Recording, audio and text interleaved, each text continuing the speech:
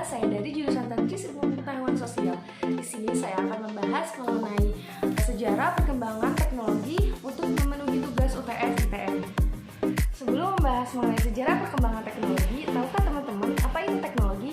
Teknologi adalah berbagai keperluan serta sarana berbentuk aneka macam peralatan atau sistem yang berfungsi untuk memberikan kenyamanan serta kemudahan bagi manusia. Nah, sejarah teknologi dimulai dari munculnya spesies manusia di muka bumi. Berkembangnya suatu teknologi dapat ditinjau dari kebutuhan manusia itu sendiri, seperti mengatasi perubahan cuaca dan iklim, menghadapi serangan hewan buas, mempermudah aktivitas ekonomi, hingga peperangan. Karena teknologi merupakan suatu hal yang aplikatif, maka perkembangan teknologi sangat mempengaruhi perubahan aktivitas ekonomi, sosial, politik, dan budaya dari kehidupan manusia. Sehingga sejarah teknologi dapat pula direkonstruksi berdasarkan perubahan-perubahan ini. Yang pertama, kita akan membahas mengenai sejarah perkembangan teknologi informasi. Nah, pada awal sejarah, manusia bertukar melalui bahasa. Maka bahasa juga merupakan teknologi. Kemudian penyampaian teknologi berkembang melalui gambar. Dengan gambar, penyampaian informasi jadi bisa disampaikan ke orang lain. Dengan gambar juga informasi bisa bertahan lama. Jadi teknologi bermula dari pemikiran manusia untuk mempermudah pekerjaannya. Selama beribu-ribu tahun lalu, teknologi sebenarnya sudah dikenal oleh manusia. Hanya saja bentuk-bentuknya tidak secanggih dengan apa yang kita temukan di masa kini. Yang kedua, ada teknologi di zaman purba. Pada zaman prasejarah, manusia belum mengenal teknologi. Jadi, apa yang mereka lakukan akan dituang pada gambar-gambar di dinding-dinding gua. Hal ini sebagai komunikasi mereka atau sebagai bahasa isyarat. Kemudian mereka menciptakan kentongan yang terbuat dari tanduk hewan untuk menyampaikan informasi dengan menggunakan simbol-simbol piktograf sebagai huruf. Dari zaman inilah teknologi terus dikembangkan tanpa menghilangkan nilai dasar dari alat sebelumnya. Selanjutnya yaitu ada api. Api ditemukan pada zaman purba atau masa prasejarah ini. Api juga termasuk teknologi yang pertama kali ditemukan. Api ditemukan bukanlah api yang seperti saat ini kita lihat, melainkan batu yang digesekkan dan mengeluarkan percikan api. Batu telah dimanfaatkan manusia untuk mempermudah kesehariannya sejak 3,2 juta tahun lalu. Sebagai makhluk sosial, manusia pasti membutuhkan alat berkomunikasi agar dapat berinteraksi dengan baik.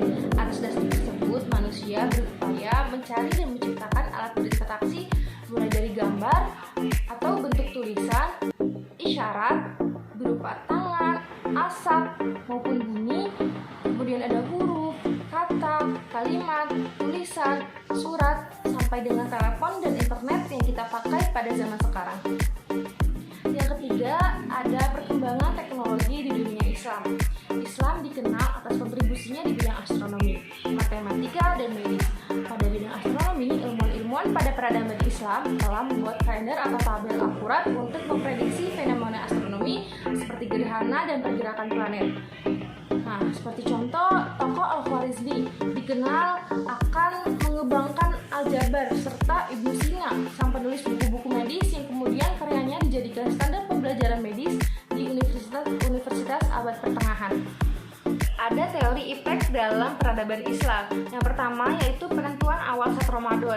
Nah, penentuan awal 1 Ramadan ini dikarenakan karena adanya faktor kehati-hatian yang mana umat Islam hanya berkewajiban berpuasa di bulan suci Ramadan. Nah, ketika sudah memasuki 1 Syawal, umat muslim itu diharamkan untuk puasa karena 1 Syawal merupakan hari tasyrik. Nah, untuk menentukan awal Ramadan yaitu menggunakan ru'yatul hilal. Ru'yatul hilal merupakan sebuah proses melihat atau mengamati hilal sesaat setelah matahari terbenam menjelang awal Ramadan dengan mata telanjang atau peralatan ruqyah lainnya. Dalam pengamatan hilal maupun ketika kita ingin melihat benda yang jauh lebih kecil, maka diperlukan teknologi yang dapat mendekatkan pandangan atau memperbesar sudut pandang. Tanpa menggunakan teknologi tersebut, maka kita tidak bisa melihat benda tersebut. Supaya bulan tampak lebih dekat dan besar, maka teknologi seperti binokuler, teodolit, teleskop, dan lain sebagainya menjadi sangat penting dalam ru'yatul hilal. Yang kedua yaitu berhaji menggunakan pesawat. Hal ini berbeda dengan zaman dahulu yang masih menggunakan kapal laut. Tentu ketika kita berpergian menggunakan pesawat akan lebih mengefisienkan waktu. pengeras suara. Nah, berbeda dengan zaman dahulu, yaitu belum ada teknologi pengeras suara. Jadi ketika azan ingin berkumandang itu ditandai dengan adanya beduk atau kentongan. Namun sekarang sudah ada pengeras suara, jadi rumah-rumahnya jaraknya jauh dari masjid itu bisa terdengar adanya azan berkumandang. Yang terakhir, yang keempat, yaitu perkembangan teknologi pada abad ke-20. Pada abad ke-20 diawali dengan 2 perang dunia. Perang tersebut berkontribusi terhadap kemajuan teknologi. Kenapa begitu? Karena teknologi militer sangat dibutuhkan saat itu. Mekanik kuantum yang merupakan tonggak dari lahir fisika modern juga lahir di abad 20.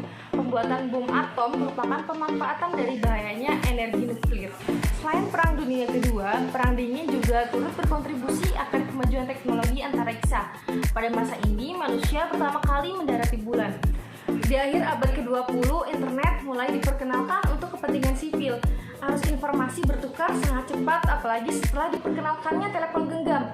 Selain itu, pada abad 20 juga merupakan masa dimulainya inovasi peralatan rumah tangga, seperti blender, mesin cuci, kompor, lemari pendingin, dan lain sebagainya.